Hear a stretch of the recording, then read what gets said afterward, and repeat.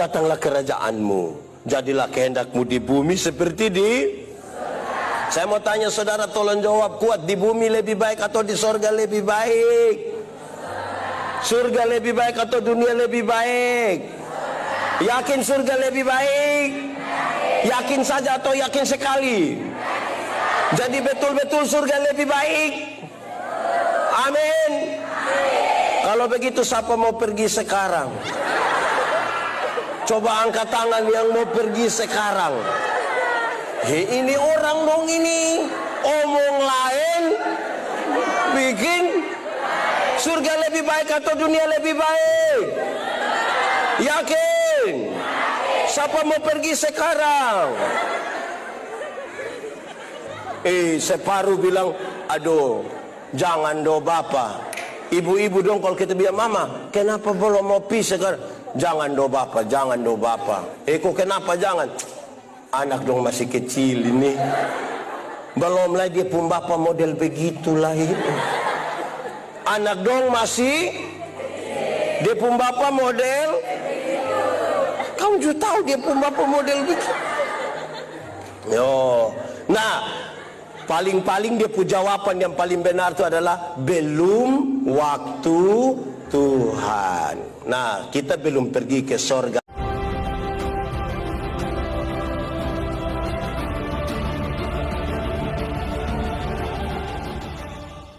Shalom saudara-saudara, saya tadi buka Facebook dan saya melihat di sebuah grup yang mengatasnamakan gereja sinode di mana saya berdomisili. Di situ ada beberapa postingan ya, seperti pamflet-pamflet KKR yang diadakan oleh beberapa gereja, dan pembicaranya adalah pendeta Yandi Manobe. Dan karena banyak gereja yang membuat kegiatan KKR dengan pendeta Yandi adalah pembicaranya, akhirnya ini menjadi sebuah rally KKR yang berturut-turut. Sebagai warga Gemim, saya bersyukur ya bahwa ternyata di bulan-bulan ini itu ada beberapa gereja yang punya kerinduan besar untuk mengadakan yang namanya kebaktian kebangunan rohani. Gemim adalah gereja yang paling besar di Sulawesi Utara secara jumlah, dan hingga kini Gemim memiliki lebih dari 2.400 orang pendeta di bawah Sinode Gemim. Dan pendeta yang diundang untuk menjadi pembicara di kebaktian-kebaktian rohani ini adalah pendeta Yandi. Kenapa untuk kebaktian kebangunan rohani itu mengundang pendeta Yandi? Ini berarti pendeta Yandi Manobe memiliki sesuatu yang menarik perhatian bagi jemaat-jemaat yang mengundang pendeta Yandi. Dan kita semua tahu itu. Kita nggak usah berpura-pura nggak tahu apa yang menarik dari pendeta Yandi. Pendeta Yandi adalah pendeta yang mampu memberikan aplikasi firman Tuhan dengan gaya humor dan lucu, dan itu adalah suatu karunia. Saya pun sering menikmati khotbahnya. Seringkali sedang duduk-duduk, scroll-scroll TikTok atau YouTube, ketemu khotbah pendeta Yandi. Nonton, tertawa. Saya selalu tertawa. Selalu lucu yang dibawakannya, luar biasa. Tapi kita sebagai orang Kristen tahu, dan kiranya ini juga menjadi sedikit masukan kasih dari saya buat pendeta Yandi ya, bahwa jangan sampai karunia pelayanan yang Tuhan berikan kepada kita itu yang lebih dikejar orang dibanding bagaimana kerinduan Allah di dalam kita sebagai hamba Tuhan itu kita laksanakan. Kerinduan Allah apa? Yaitu untuk membuat orang menyadari keberdosaannya, menyesalinya, dan datang kepada Kristus, Tuhan Sang Penebus. Dalam Filipi 3 ayat 8 dan 10 itu mengatakan begini, malahan segala sesuatu kuanggap rugi karena pengenalan akan Kristus Yesus Tuhanku lebih mulia daripada semuanya. Oleh karena dialah aku telah melepaskan semuanya itu dan menganggapnya sampah supaya aku memperoleh Kristus. Yang ku kehendaki ialah mengenal Dia dan kuasa kebangkitannya dan persekutuan dalam penderitaannya, di mana aku menjadi serupa dengan Dia dalam kematiannya. Dalam ayat ini jelas bahwa Paulus menegaskan apa yang paling mulia adalah pengenalan akan Kristus Yesus Tuhan, dan apa kuasa kebangkitan Yesus, yaitu Injil, kabar baik. Orang berdosa sadar dosanya dan sadar bahwa hanya Yesuslah yang dapat menyelamatkannya dari keberdosaannya. Selain itu, Pak Yandi juga pasti ingat suatu firman dalam 2 Timotius 4 ayat 3. Karena akan datang waktunya orang gak dapat lagi menerima ajaran sehat tetapi mereka akan mengumpulkan guru-guru menurut kehendaknya untuk memuaskan keinginan telinganya. Saya imani, saya semogakan bahwa seluruh jemaat yang mengundang Pendeta Yandi, mereka itu benar-benar ingin dengan kerinduan yang mendalam mau menerima firman Allah yang akan menghancurkan hati mereka yang tegar tengkuk, menghibur mereka yang sedang patah hati, dan mengingatkan mereka yang lupa. Nyatakan apa yang salah dan tegur dengan segala kesabaran dan pengajaran. Bagi saya akan sangat disayangkan jika kesempatan emas ini itu hanya menjadi kesempatan orang untuk dipenuhi hasrat mereka untuk tertawa. Memang dalam setiap khotbah Pendeta Yandi itu ada menyinggung tentang dosa yang dibarengi juga dengan sense of humor, dengan tawa. Tapi kita semua tahu kan bahwa dosa kita itu bukan untuk kita tertawai saja, bahkan sama sekali enggak untuk kita tertawai. Orang berdosa itu tidak diajak untuk menertawakan dosanya, tetapi harus menangisinya, menyesalinya, malu dengannya secara sungguh-sungguh, hancur hati karenanya, mendoakannya agar Tuhan beranugerah memulihkan dirinya dari dosanya itu. Memang seringkali akan sulit menyesali suatu dosa yang atasnya kita sudah merasa itu sebagai sebuah hal yang lucu dibanding hal yang merusak dan menghancurkan diri kita.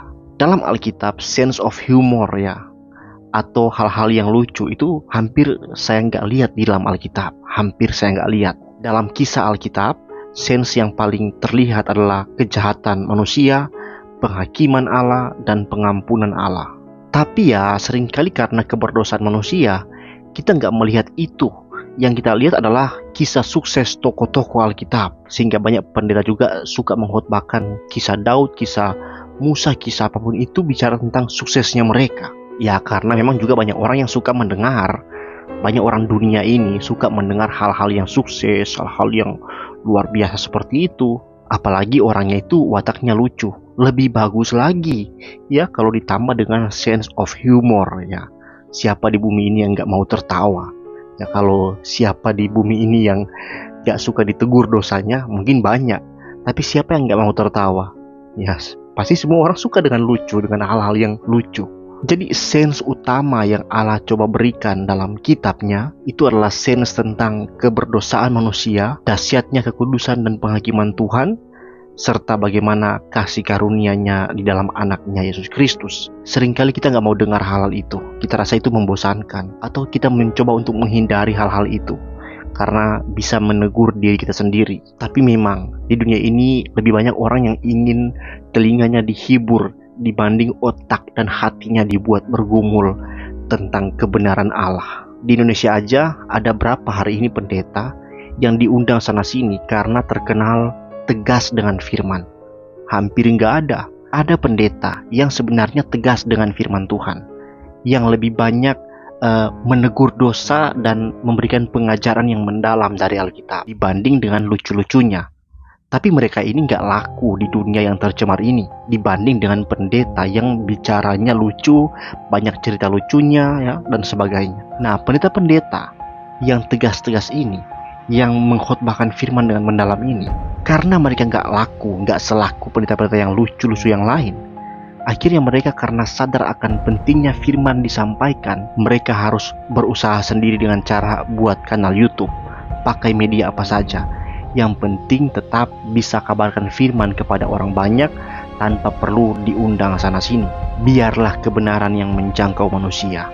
Tapi kan memang begitu dari dulu. Gak ada di bumi ini manusia yang menginginkan kebenaran sebelum kebenaran itu menjangkau orang itu terlebih dahulu. Baru setelahnya dia menginginkannya lebih dan lebih lagi. So akhirnya saya berharap sebagai warga Gemim juga yang aktif dalam media sosial, kiranya Pendeta Yandi itu bisa datang dan membawa kebenaran itu, membawa teguran dosa yang keras, yang tegas, yang sekali lagi menghancurkan hati yang keras, menghibur mereka yang patah hati, tapi juga mengingatkan mereka yang sedang lupa tentang apa esensi Injil yang paling utama, tentang bagaimana menjadi gereja yang murni, gereja yang benar-benar memberitakan Injil, mengutamakan pengajaran dan penginjilan di atas segala kepentingan pelayanan yang lain. ya, karena ini yang Yesus mandatkan. Jangan tambah-tambah, sudah ini dulu. Pergi, jadikan bangsa murid, baptis dan ajarlah mereka melakukan segala sesuatu yang diperintahkan Yesus. Itu yang paling utama kan. Akhirnya pendeta Yandi yang diberkati, saya mohon kiranya video saya ini nggak dianggap macam-macam oleh pendeta Yandi, selain dianggap sebagai suatu sapaan kasih dari saya ya menjelang pelayanan pendeta Yandi di gereja di sinode di mana saya bergereja. Buat para fans pendeta Yandi, ya terserahlah kalian mau komen apa, mau marah, tuduh saya pansos, tuduh saya iri dan sebagainya, nggak apa-apa, terserahlah, nggak masalah. Intinya hati saya yang paling dalam, saya tahu saya cinta gereja Masih Injil Minahasa, dan saya akan lakukan apapun juga sesuai kemampuan saya untuk melayani gereja Tuhan yang satu ini. Oh ya, buat Anda warga Gemim, khususnya para penatua pemuda Gemim, saya punya sedikit info penting buat kalian. Nanti pada tanggal 22 sampai 24 September tahun 2023 ini, di Gemim Immanuel Tombatu, wilayah Tombatu, akan dilaksanakan Training of Trainers. Kegiatan ini perlu kalian ikuti, karena ini akan menjadi momen yang kembali membentuk karakter kepemimpinan yang semakin matang, khususnya dalam kepemimpinan pelayanan pemuda. Akhir-akhir ini presentasi keajaran pemuda di jemaat sudah sangat menurun. Banyak juga masalah-masalah dalam internal pelayanan pemuda, baik di jemaat maupun di sinode, yang terjadi di akhir-akhir ini. Nah, dalam kegiatan TOT ini akan dikupas lagi beberapa hal terkait kepelayanan pemuda, dan akan didorong ya para peserta untuk bersama melakukan pemecahan masalah dengan berbagai metode yang sudah disiapkan. Makanya segera daftarkan diri kalian. Link pendaftarannya saya taruh di kolom deskripsi. Segera daftarkan diri sebelum kuota peserta habis. Untuk info lebih lanjut bisa hubungi nomor WhatsApp yang saya tulis juga di kolom deskripsi. Oke? Sekian video saya, Tuhan memberkati. Shalom. Jauh lebih indah bila kita bersama, seperti yang terjadi kemarin.